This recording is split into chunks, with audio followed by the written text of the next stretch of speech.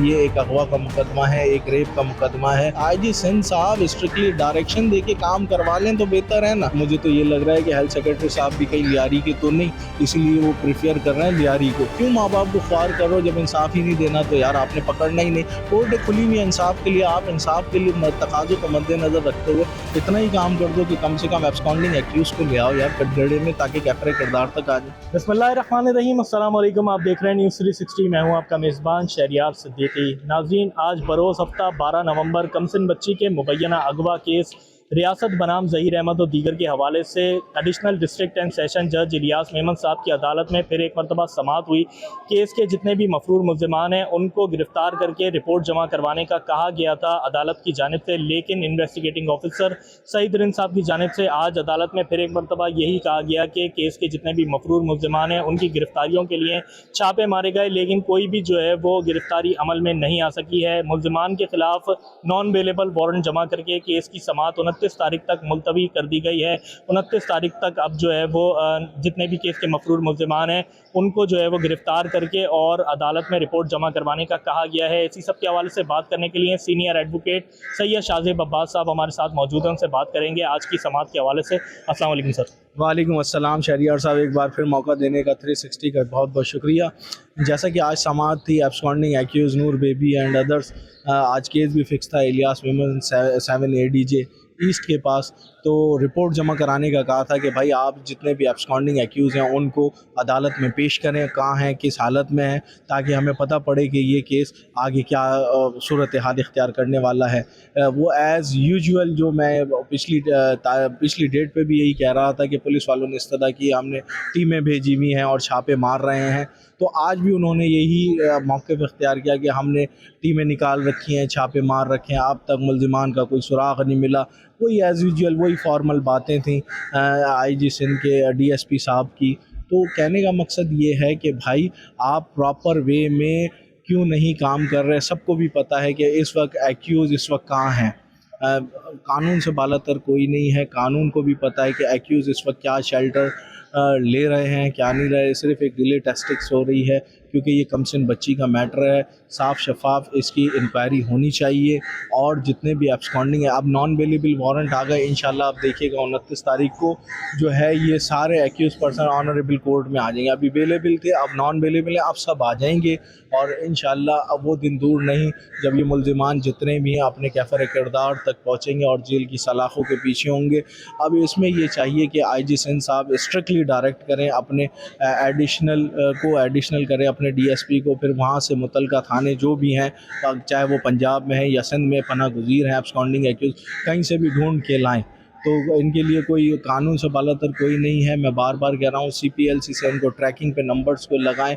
बहुत सारी चीज़ें हैं, CNIC ब्लॉक कर लें, जहाँ भी रह रहे होंगे आपको पता पड़ जाएगा कहाँ है। इसमें इलियास मेमन साहब ने बड़ी अच्छी बात करी कि भाई कानून से बालातर कोई नहीं है। मैंने पहले बेलेबल वारंट इशू किए थे, नहीं ला सकते, अब नॉन बेलेबल हैं। अगर वो तब भी नहीं आते तो फिर वो एब्सकॉन्डिंग है 87-88, फिर उनकी प्रॉपर्टियाँ भी इसमें जो है अटैच हो सकती हैं। तो लिहाजा अगर मैं बार बार कह रहा हूँ, अगर ज़हीर की फैमिली क्लीन हैंड है तो ऑनरेबल कोर्ट का सामना करे, ऑनरेबल कोर्ट में आए, अपना मौक़िफ़ इख्तियार करे। अभी तक ये सिनेरियो है कि ज़हीर एप्लीकेंट एक्यूज़ क्योंकि वो बेल पर हैं वो आ रहे हैं, लेकिन जो बकाया एब्सकॉन्डिंग एक्यूज़ हैं जिनका जबरान नासिर बारहा तस्करा कर चुके हैं कि भाई एब्सकॉन्डिंग एक्यूज़ को लाया जाए, इसकी वालदा को लाया जाए। क्यों, क्या कहते हैं, इसकी वालदा को सब पता था ये एक अगवा का मुकदमा है, एक रेप का मुकदमा है, एक चाइल्ड मैरिज एक्ट का मुकदमा है, इसमें बड़े इंकशाफात होने वाले हैं। ऑनरेबल कोर्ट से बालतर कोई नहीं है, स्टिल रिपोर्ट जमा करानी है हाई कोर्ट के अंदर। सलाउद्दीन पवन साहब के बदले अब देखते हैं कौन सा जस्टिस साहिबान इस केस को सुनते हैं। तो ये आपके सामने खुद है कि बच्ची का इस वक्त जहन पे क्या कैफियत तारी है। मेडिकल साइकेट्रिस्ट उसका मुआयना कर रहे हैं, फादर को परमिशन मिल चुकी है वेलफेयर ऑफ द चाइल्ड बच्ची से 2 मीटिंग करने की। तो लिहाजा इन तमाम बातों को मद्देनज़र रखते हुए अगर एप्लीकेंट एक्यूज़ अगर इनोसेंट हैं, क्लीन हैंड हैं, तो ऑनरेबल कोर्ट का सामना करें, ना कि डिले टैक्टिक्स यूज़ करें। तो लिहाजा हमारी भी एक अपना ओपिनियन है कि अगर ये क्लीन हैंड होते तो आज ऑनरेबल कोर्ट में सबके सब आ जाते। नॉन अवेलेबल वारंट इशू करने की ऑनरेबल कोर्ट को 7 ADJ इलियास मेमन को कोई ज़रूरत नहीं थी। शाजिब भाई, ये बताइएगा, जिस तरीके से एक ये हाई प्रोफाइल केस है, पूरी दुनिया की इस पर नजरें हैं, लेकिन जिस तरीके से हेल्थ सेक्रेटरी की जानिब से भी जब के बच्ची के लिए जो है वो सेक्रेटरी बच्ची के लिए जब कहा गया था साइकाइट्रिस्ट की जो है वो जिम्मेदारी लगाई जाए, हेल्थ सेक्रेटरी की जानिब से भी जो है वो लापरवाही का मुजाहरा किया गया, पुलिस की जानिब से भी बार बार पुलिस को हिदायत जारी की जा रही हैं। जिस तरीके से IG सिंध ने भी ये कहा कि जितनी मेहनत हम लोगों ने इस केस में की है और शायद ही किसी केस में की हो, लेकिन जो है बार बार एक ही बयान होता है पुलिस का कि हम लोगों ने छापे मारे हैं, लेकिन जो है वो कोई भी गिरफ्तारी अमल में नहीं आई है, जो एक लापरवाही का एक अंसर है। क्या कहेंगे उसके बारे में? अच्छा, ये जो पहले सबसे पहले आ जाते हैं हेल्थ सेक्रेटरी साहब को, मेरा सिर्फ और सिर्फ मौक़िफ़ ये है कि जितने भी डॉक्टर हैं वो लियारी के हैं। क्या आप लियारी की जो डॉक्टर हैं उन पर रिलाई कर सकते हैं? मानते हैं वो गवर्नमेंट डॉक्टर होंगे, अपने पेशे से बहुत अच्छे, हम किसी पे सवालिया निशान नहीं लगा रहे, लेकिन पूरे कराची में क्या लियारी के ही डॉक्टर साइकेट्रिस्ट मशहूर हैं? लिहाजा पूरे पाकिस्तान में भी साइकेट्रिस्ट तो आप कहीं से भी ले सकते हैं गवर्नमेंट का। और सिंध एक बहुत बड़ा सूबा है और यहाँ पे आपके इतने बड़े बड़े हॉस्पिटल्स हैं, जिन्ना हॉस्पिटल्स हो गया आपका, या आपका अब्बासी शहीद हो गया, इस साइड से भी हॉस्पिटल से भी आपको अच्छे डॉक्टर मिल जाएंगे। तो लिहाजा एक ही डॉक्टर को लियारी के आप डॉक्टर को अपॉइंट करना, उनकी कैपेबिलिटी देख लें, उनकी क्या कैपेसिटी है। इससे पहले आपने डॉक्टर फातिमा की तो देख ही ली है ना। तो कहने का मकसद ये है कि फिर वो कोई ऐसी रिपोर्ट ऑनरेबल कोर्ट में आए जिससे कि कंप्लेनेंट के वकील सेटिस्फाई ना हो या ऑनरेबल कोर्ट खुद सेटिस्फाई ना हो। तो लिहाजा हेल्थ सेक्रेटरी को भी चाहिए जो मेरिट बनता है केस का, उसके हिसाब से कोई प्रोफेशनली जो डील करता है, साइकेट्रिस्ट इतने अच्छे अच्छे आपको नफ्सियात में मिल जाएंगे, तो वहाँ से अपॉइंट कर लें, और ताकि इस केस की शफाफियत बरकरार रहे और शफाफ तरीके से बच्ची को एग्ज़ामिन कर लिया जाए और पता पड़ जाए बच्ची का इस वक्त तक माइंड को कितना इन लोगों ने माफ़ कर रखा है, कितना चल रहा है, आया कि वो पेरेंट्स से मीटिंग भी सही कंडक्ट कर रही है या नहीं कर रही।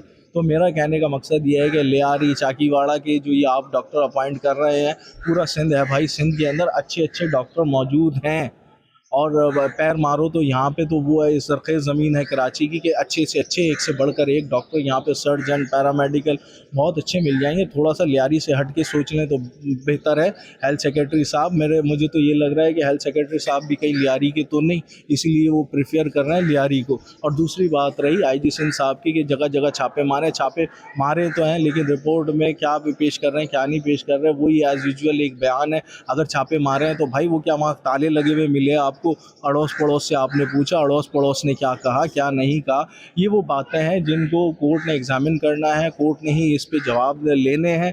तो लिहाजा IG सिंध साहब ये जो बार बार का एक मौक़िफ़ इख्तियार कर लेते हैं, हमने जितनी मेहनत की है और किसी ने इस केस में, यानी इससे पहले IG सिंध साहब सब सो रहे थे, पुलिस डिपार्टमेंट सो रहा था, ये एक केस आया 2011 को तो जाग गई है कि भाई बच्चियों के साथ ये रेप हो रहे हैं, तो फिर आप जागें। तो लिहाजा और भी बच्चियाँ हैं पाकिस्तान में, कमसिन बच्चियाँ हैं जिनके साथ ऐसी वारदातें होती हैं, ऐसे वाक़यात हो जाते हैं। लिहाजा वो सब बच्चियाँ भी हमारी बच्चियाँ हैं, वो सब भी इक्वली हैं सबके लिए, तो उनके लिए भी काबिशें करें और ऐसे प्रोफाइल जो है SSP को डायरेक्शन दें, स्पेशल यूनिट है आपके पास बाकायदा, उसको प्रॉपर वे में काम कर लें तो क्या हो जाएगा। क्योंकि आप तो सरकार से भाई तनख्वाहें ले रहे हैं और अच्छी ले रहे हैं, 25-25 लाख रुपए इनकी तनख्वाहें होती हैं, 20-20 लाख होती हैं, मेडिकल फंड्स होते हैं, मेडिकल फंड्स होते हैं, प्यून होते हैं, आपको सब कुछ मिलता है। फिर अपनी इतनी नेग्लिजेंसी दिखा रहे हैं, किसके लिए दिखा रहे हैं मुझे तो समझ में नहीं आ रहा। इसमें पुलिस डिपार्टमेंट क्यों पार्टी बन रही है?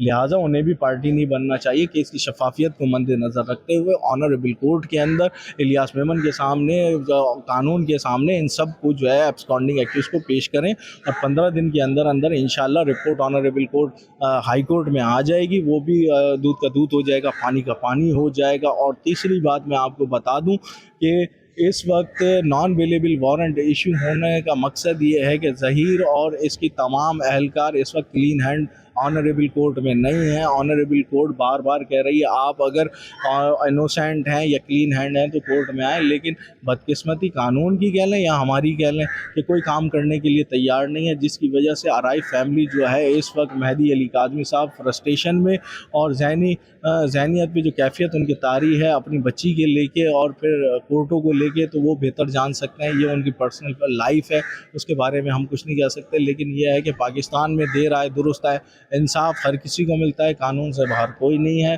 कानून से बालतर कोई नहीं है। पहले जो इस केस के इन्वेस्टिगेटिंग ऑफिसर थे शौकत अली शानी साहब, उनकी तरफ से केस को जो है वो ख़राब करने में शाहिद भाई कोई कसर नहीं छोड़ी गई, वो सारे मामला भी हमारे सामने हैं। अब सईद रिंद साहब की जानिब से भी बार बार एक ही मौक़िफ़ इख्तियार कर लिया जाता है। 29 तारीख को जिस तरीके से अभी नॉन अवेलेबल वारंट जारी हुआ है, 29 तारीख तक रिपोर्ट जमा करवाने का कहा है, कोई बड़ी पेशरफ्त होते हुए देख रहे हैं 29 तारीख को? बड़ी पेशरफ्त तो अगर ये काम करेंगे तो बड़ी पेशरफ्त आ जाएगी। सईद रिंद साहब की जानिब से अगर काम नहीं करेंगे तो एज़ यूजुअल रिपोर्ट आ जाएगी, 87-88 हो जाएगी। अब कहने का मकसद ये है कि शौकत अली शाहानी की बात अगर की जाए ऐसे तो भाई पर्ची पे अल्लाह जाने उन्होंने कहाँ से पढ़ा है, किस मेरिट के तहत बने थे वो इसके ऑफिसर। तो मेरिट भी देखा जाता है, बंदे को भूलने का भी सेंस होना चाहिए।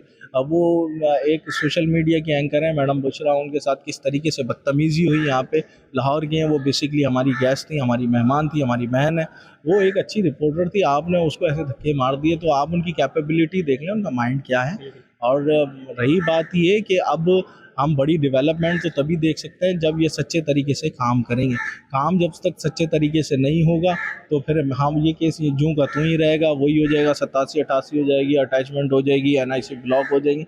ये फॉर्मल कार्रवाई हैं। तो बेहतर ये है कि आईजी सिंध साहब स्ट्रिक्टली डायरेक्शन दे के काम करवा लें तो बेहतर है ना।